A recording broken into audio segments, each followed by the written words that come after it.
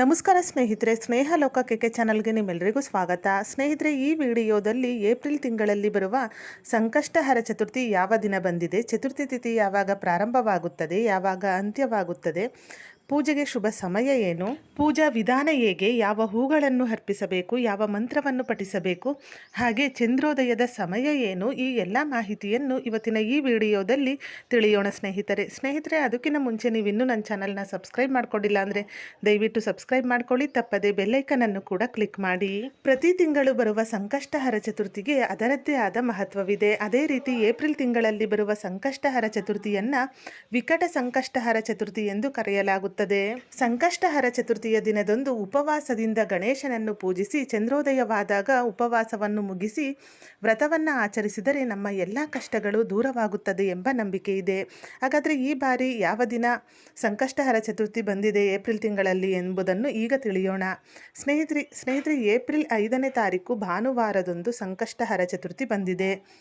ಇನ್ನು ಚತುರ್ಥಿ ತಿಥಿ ಪ್ರಾರಂಭ ಮತ್ತು ಅಂತ್ಯವನ್ನು ನೋಡುವುದಾದರೆ, ಚತುರ್ಥಿ ತಿಥಿ ಪ್ರಾರಂಭವಾಗುವುದು ಏಪ್ರಿಲ್ 5ನೇ ತಾರೀಕು ಬೆಳಗಿನ ಜಾವ 1:30 ಪ್ರಾರಂಭವಾಗಿ ಸಂಕಷ್ಟಹರ ಚತುರ್ಥಿ ತಿಥಿ ಅಂತ್ಯವಾಗುವುದು ಏಪ್ರಿಲ್ 6ನೇ ತಾರೀಕು ಸೋಮವಾರ ಬೆಳಗಿನ ಜಾವ 3:40 ಹೆಚ್ಚಿನ ಪ್ರಮಾಣದ ಚತುರ್ಥಿ ತಿಥಿ ಇರುವುದು ಮತ್ತು ಚಂದ್ರೋದಯದ ಪ್ರಕಾರ ಈ ಒಂದು ಸಂಕಷ್ಟಹರ ಚತುರ್ಥಿಯ ವ್ರತವನ್ನು ಏಪ್ರಿಲ್ 5ನೇ ತಾರೀಕು ಭಾನುವಾರದಂದು ಆಚರಿಸಬೇಕು. ಸಂಕಷ್ಟಹರ ಚತುರ್ಥಿಯ ದಿನದಂದು ಬೆಳಿಗ್ಗೆ ಬೇಗ ಎದ್ದು ತಲೆಗೆ ಸ್ನಾನವನ್ನು ಮಾಡಿಕೊಂಡು ಶುದ್ಧವಾದ ಬಟ್ಟೆಯನ್ನು ಧರಿಸಿ ಮೊದಲಿಗೆ ಉಪವಾಸ ಮಾಡುವ ಪ್ರತಿಜ್ಞೆಯನ್ನು ತೆಗೆದುಕೊಳ್ಳಿ.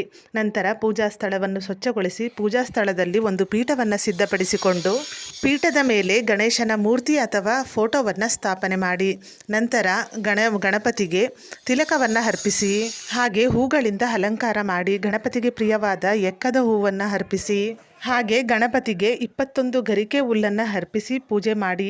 ಗರಿಕೆ ಹುಲ್ಲನ್ನು ಅರ್ಪಿಸಿ ಪೂಜೆ ಮಾಡಿದರೆ ಮಾತ್ರ ಗಣಪತಿಯ ಪೂಜೆ ಸಂಪೂರ್ಣವಾಗುತ್ತದೆ.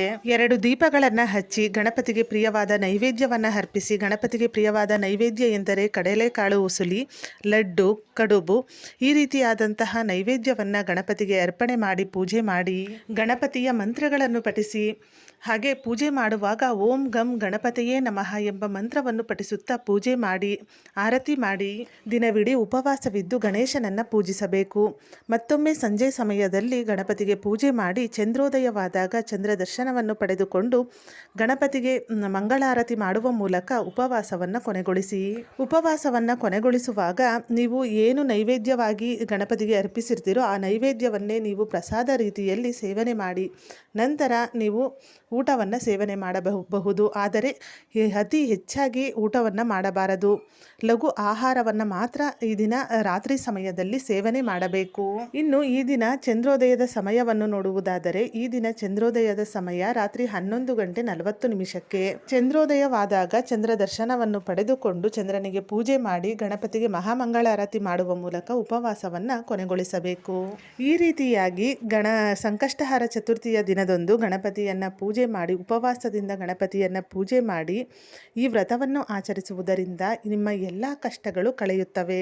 ಸ್ನೇಹಿತರೆ, ಇವತ್ತಿನ ಈ ವಿಡಿಯೋ ನಿಮಗೆ ಇಷ್ಟವಾದಲ್ಲಿ ವಿಡಿಯೋನ ಲೈಕ್ ಮಾಡಿ ಹಾಗೆ ನಿಮ್ಮ ಫ್ರೆಂಡ್ಸ್ ಆ್ಯಂಡ್ ಫ್ಯಾಮಿಲಿಗೂ ಈ ವಿಡಿಯೋವನ್ನು ಶೇರ್ ಮಾಡಿ. ಇದೇ ಥರದ ಮತ್ತಷ್ಟು ಮಾಹಿತಿಗಾಗಿ ಸ್ನೇಹ ಲೋಕ ಕೆಕೆ ಚಾನಲ್ನ ಸಬ್ಸ್ಕ್ರೈಬ್ ಮಾಡಿಕೊಂಡು ಸಪೋರ್ಟ್ ಮಾಡಿ. ಕೊನೆ ತನಕ ವಿಡಿಯೋ ನೋಡಿದ ಎಲ್ಲರಿಗೂ ಧನ್ಯವಾದಗಳು. ಸರ್ವೇ ಜನ ಸುಖಿನೋ ಭವಂತು.